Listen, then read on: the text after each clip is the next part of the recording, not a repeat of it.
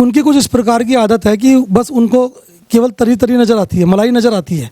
अब उन्हें एमसीडी में मलाई नज़र आ रही है, अब उन्हें कूड़े का पहाड़, वो कूड़े का पहाड़ के अलावा उनके पास कोई मुद्दा ही नहीं है। ये कहाँ लंदन बना रहे हैं दिल्ली को? भाई साहब, इनके पास विज़न क्या है? किस प्रकार से बनाएंगे दिल्ली को लंदन?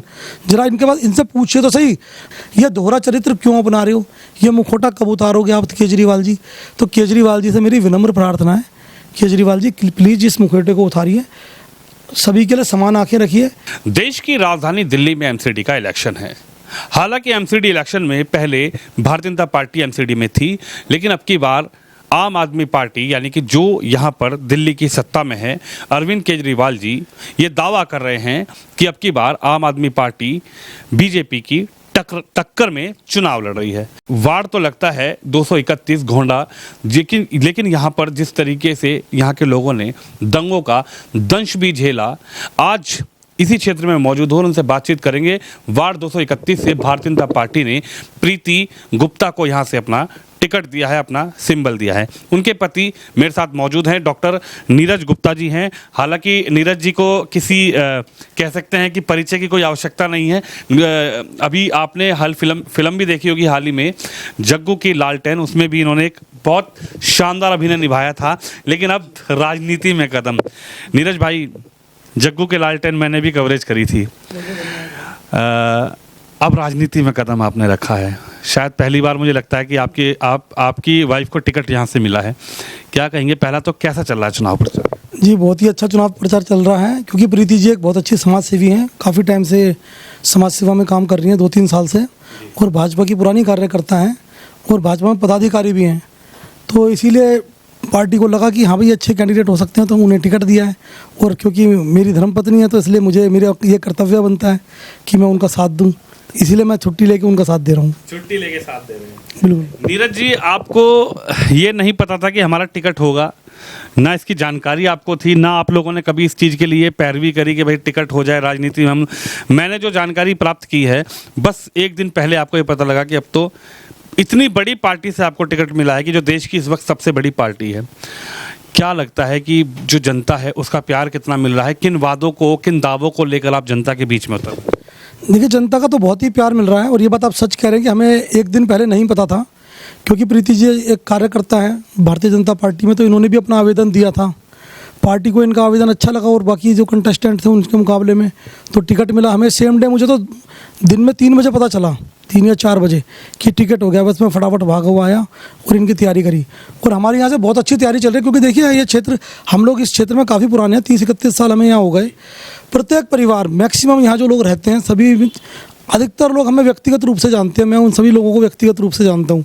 हमारा परिवार कितना हम लोग यहाँ रहते हैं, वो बहुत ही प्यार और बहुत ही समर्थन लोगों को यहाँ मिल रहा है। नीरज भाई, एक बात और बताइए, क्या लगता है किस मुद्दे को लेकर आप जनता के बीच में उतर रहे हैं? क्योंकि ये जो चुनाव है पार्षद का, इस चुनाव को ये कहा जा रहा है कि 2024 से पहले एक सेमीफाइनल दिल्ली का है, क्योंकि दिल्ली में केजरीवाल जी की सरकार है। उन्होंने कहा कि मुझे आपने मुख्यमंत्री तो बना दिया, लेकिन एमसीडी में मैं हूँ नहीं, मुझे एमसीडी में बीजेपी काम नहीं करने देती। लेकिन क्या लगता है किन मुद्दों को लेकर आप इस बार जनता के बीच में? देखिए, एक बहुत पुरानी कहावत है कि जहाँ देखी तरी वहीं बिछा दी दरी। तो जो हमारे आदरणीय मुख्यमंत्री जी हैं, मैं आदरणीय शब्द यूज कर रहा हूँ क्योंकि मैं किसी के बारे में गलत नहीं बोलता, सभी का मैं आदर सम्मान करता हूँ। उनकी कुछ इस प्रकार की आदत है कि बस उनको केवल तरी तरी नज़र आती है, मलाई नज़र आती है। अब उन्हें एमसीडी में मलाई नज़र आ रही है, अब उन्हें कूड़े का पहाड़, वो कूड़े का पहाड़ के अलावा उनके पास कोई मुद्दा ही नहीं है। उनके पास कोई विज़न नहीं है दिल्ली के लिए कि दिल्ली में क्या करना चाहिए। यमुना सफाई के नाम पे हज़ारों करोड़ रुपया वो लोग डकार गए हैं, और यमुना को गंदा नाला बना रखा है, आप खुद देख के आए। जहाँ तक सवाल है कूड़े के पहाड़ का, देखिए भारतीय जनता पार्टी ने उस कूड़े के पहाड़ के लिए कई संयंत्र लगा रखे हैं, आप जाके खुद भी देख सकते हैं। ओखला, गाजीपुर और तीसरा बलसवा डेयरी के पास 3 कूड़े के पहाड़। ये कोई भाजपा ने नहीं बनाए, ये 50 वर्ष से ये कूड़ा, क्योंकि कूड़ा डालने के लिए कोई स्थान तो चाहिए था, तो खाली मैदान थे एक ज़माने में, तो कूड़ा डलते डलते वो पहाड़ बन गए। लेकिन आज भाजपा ने वहाँ पे उर्वरक बनाने का संयंत्र लगा रखा है। वहाँ पे जो प्लास्टिक का कचरा निकलता है, उस प्लास्टिक के कचरे को तारकोल में मिलाकर सड़कों पर लगाने का संयंत्र लगा रखा है। मिट्टी बनाकर मिट्टी से ईंट बनाने का संयंत्र लगा रखा है। और जो वेस्टेज है, बिल्कुल वेस्टेज से, जो वेस्टेज की मिट्टी निकलती है, भराव के लिए मिट्टी बना रहे हैं। इसके अलावा जो बिल्कुल लिक्विड कूड़ा होता है, लिक्विड जिसे कीचड़ कह सकते हैं, उससे बिजली बनाने का संयंत्र लगा रखा है। इतने प्रकार के संयंत्र भाजपा ने लगा रखे हैं, और सभी कूड़े के पहाड़ लगभग 30 से 35% घट चुके हैं आप जाके देखिए। और आने वाले 2 से 3 वर्षों में कूड़े के पहाड़ पूरी तरह से समाप्त हो जाएंगे, क्योंकि केजरीवाल जी ने देख लिया है कि वहाँ पर भी मलाई निकल सकती है, कूड़े में से भी कुछ कमाई हो सकती है, और उनके पास कोई मुद्दा नहीं है। जिस प्रकार गिद्ध की दृष्टि एक मांस के टुकड़े के ऊपर होती है, इसी प्रकार से आज उनकी दृष्टि इन कूड़े के पहाड़ों के ऊपर है। और रहा सवाल एमसीडी का, देखिए एमसीडी का केवल यही काम नहीं है, नाली गली की सड़कें यही नहीं है, एमसीडी में बहुत सारी चीज़ें आती हैं। एमसीडी में प्राइमरी स्कूल आते हैं सरकारी, एमसीडी में नगर निगम की डिस्पेंसरियाँ आती हैं, एमसीडी में आपका क्या नाम है इसका, नगर निगम की फूड लाइसेंसिंग आती है, जो खाने की चीज़ों के लाइसेंस दिए जाते हैं। ये सभी चीज़ें जब इनके अंडर में आ जाएंगी, देखिए आपको पता है सारे शराब के ठेके इन्होंने किस प्रकार से ठेके खोले थे। महिलाओं के लिए स्पेशल शराब का ठेका खोल दिया था कि जो दिल्ली की महिलाएं हैं, अगर उन्हें शराब पीनी है तो आइए इन ठेकों में, आपको आमंत्रित करते हैं, हमारे ठेके में आइए, यहाँ से शराब खरीदिए और यहाँ बैठ के पीने की भी सुविधा है, बैठ के शराब भी पीजिए महिलाओं के लिए। देखिए हमारी संस्कृति, जो हमारा देश की संस्कृति है, हमारे देश का जो इतिहास है, कितना उसे खंड खंड कर रहे हैं ये लोग। इनके पास विज़न नहीं है, कोई इनके पास प्लान नहीं है, कुछ नहीं है। अगर इनके हाथ में एमसीडी आ गई, भाई साहब मैं गारंटी देता हूँ गली गली में शराब के ठेके खुलवा देंगे कि जो भी बच्चे यहाँ आते हैं उनको, मतलब बहुत गलत भी कुछ भी कर सकते हैं ये। और ये दिल्ली को क्या बनाना चाहते हैं हमें कुछ भी समझ में नहीं आ रहा है। दिल्ली को लंदन बना दिया मैंने 7 साल में, तो नज़र नहीं आ रही मुझे दिल्ली इस्लामाबाद की तरफ बनती हुई नज़र आ रही है। ये कहाँ लंदन बना रहे हैं दिल्ली को? भाई साहब इनके पास विज़न क्या है, किस प्रकार से बनाएंगे दिल्ली को लंदन? जरा इनके पास, इनसे पूछिए तो सही, भाई कूड़े के पहाड़ के अलावा दूसरा मुद्दा बता दो। कूड़े का पहाड़ तो देखो भाजपा सरकार कार्य कर रही है, आज नहीं तो कल, 1.5-2 साल में ये खत्म हो जाएगा, नज़र नहीं आएगा। और अब भाजपा ने ऐसा प्रबंध कर दिया है कि अब कूड़े का पहाड़ बनेगा ही नहीं, क्योंकि जो नया कूड़ा आ रहा है वो कूड़ा सीधा संयंत्र में जाता है। उस संयंत्र में कूड़े की छटनी होती है, प्लास्टिक अलग होता है, कागज़ अलग होता है, लिक्विड अलग होता है, सब अलग करके कागज़ को दोबारा से लुगदी बना के दोबारा से कागज़ के प्लांट में भेजते हैं, लकड़ी को अलग करते हैं, मलबे को अलग करते हैं, मलबे से दोबारा ईंटें बना देते हैं। इस प्रकार की बहुत सारी योजनाएं भाजपा के पास हैं, भाजपा के पास विज़न है, भाजपा के पास प्लानिंग है, सब कुछ है। इनके पास कुछ भी नहीं है, इनके पास केवल बस राजनीति करते हैं, जाली वाली टोपी लगा लेते हैं, जहाँ बैठेंगे उसी प्रकार से बन करके राजनीति करते हैं। जिस प्रकार के समाज में बैठेंगे, कहीं ये तिलक लगा लेंगे, कहीं ये पगड़ी बांध लेंगे, कहीं ये जाली वाली टोपी लगा लेंगे, कहीं ये क्रॉस लगा लेंगे। इनसे पूछो भाई आप करना क्या चाहते हो? वो तो ये कह रहे हैं कि फोटो पे गणेश जी छाप दो, मोदी जी छपने नहीं दे रहे। भाई साहब देखिए, लक्ष्मी गणेश जी की हम भी पूजा करते हैं, लेकिन वो हमारे आराध्य भगवान है। क्या हम अपने लक्ष्मी और गणेश को जेब में रखेंगे? क्या हमारे देवी देवता, क्या उन दुकानों पे जाना क्या उचित है? तो ये एक बिल्कुल अनुचित मांग रखी है, इस प्रकार की मांग रखी है हिंदू धर्म को ठेस पहुंचाने वाली। और ये हम लोगों की, इन्हीं के एक विधायक हैं जिन्होंने लगभग 10,000 सनातनियों का जो धर्म परिवर्तन, उस पर आरोप ये लगाया कि उन्होंने कहा कि भाई कोई विष्णु नहीं है, कोई महेश नहीं है, कोई भगवान नहीं है तो सिर्फ एक बौद्ध, और आप सबको छोड़िए, ना तिलक लगाइए, ना किसी की पूजा करिए। क्या है इसका मतलब? देखिए भाई साहब, आपने बहुत अच्छा सवाल किया, मैं बहुत दिन से सोच रहा था इसका जवाब देने की। देखिए गौतम बुद्ध जी को हम भी मानते हैं, वो हमारे विष्णु भगवान के 9वें अवतार हैं। सभी हिंदू, कोई भी ऐसा हिंदू नहीं है जो बुद्ध भगवान को नहीं मानता हो, हम सभी बुद्ध भगवान की पूजा करते हैं।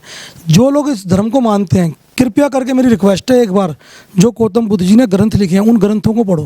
गौतम बुद्ध जी ने हिंसा के खिलाफ, उन्होंने कहा कभी हिंसा मत करो, अहिंसा से रहो। मांसाहार का तो उन्होंने कभी बोला ही नहीं कि आप मांसाहार करो या आप शराब पियो, उन्होंने तो शांति का संदेश दिया है दुनिया को। जो लोग बौद्ध को मानते हैं, सबसे पहले तो मांसाहार खाना छोड़ दें। अगर वो बौद्ध धर्म को मानते हैं, सबसे पहला काम मांसाहार छोड़ दें, वरना ये ढोंग ढकोसला करना बंद कर दें।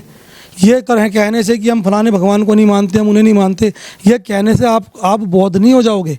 अगर आप सच्चे बौद्ध हो, सबसे पहला काम करो, हिंसा को छोड़ दो। केजरीवाल जी ये कह रहे हैं कि एक बार एमसीडी में मौका दे दो।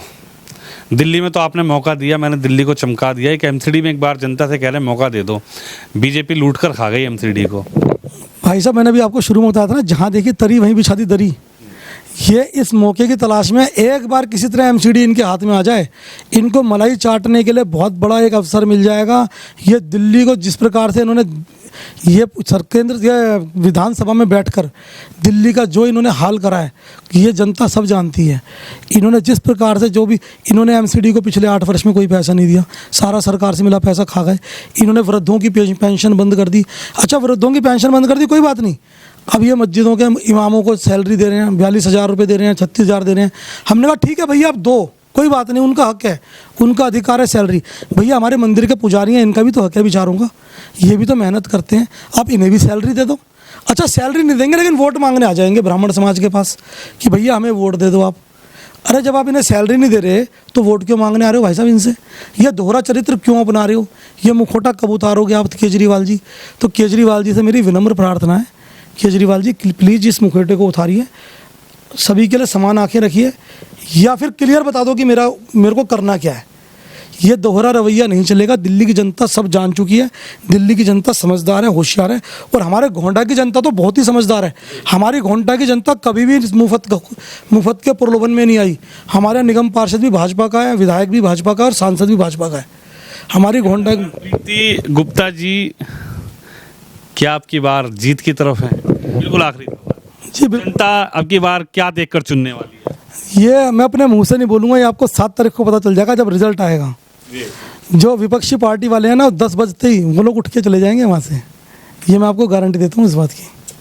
तो नीरज गुप्ता जी हैं, इनकी धर्मपत्नी डॉक्टर प्रीति गुप्ता इस बार चुनावी मैदान में है। हालांकि एक बहुत बड़ी पार्टी जिसको देश में कहा जाता है भारतीय जनता पार्टी से इनको टिकट मिला है। राजनीति से पहले कोई लेना देना नहीं था, लेकिन समाज सेवी होकर प्रीति गुप्ता यहाँ पर निस्वार्थ भाव से जनता की सेवा करती थी। कभी ये यकीन भी नहीं था कि भारतीय जनता जैसी बड़ी पार्टी से प्रीति गुप्ता को ये मौका मिलेगा कि वो इस क्षेत्र का नेतृत्व कर सके, और उसी के लिए प्रीति गुप्ता को यहाँ से भारतीय जनता पार्टी ने कमल का फूल देकर जनता के बीच भेजा है। अब देखना यह है कि जो प्रीति गुप्ता ने यहाँ पर पहले से काम किया है, जो जनभावना की सेवा प्रीति गुप्ता के मन में है, क्या प्रीति गुप्ता इस बार इस सेवा भाव को जीत में बदल पाएंगी? कैमरामैन तुषार के साथ विनोद शर्मा, गोंडा 231 वार्ड।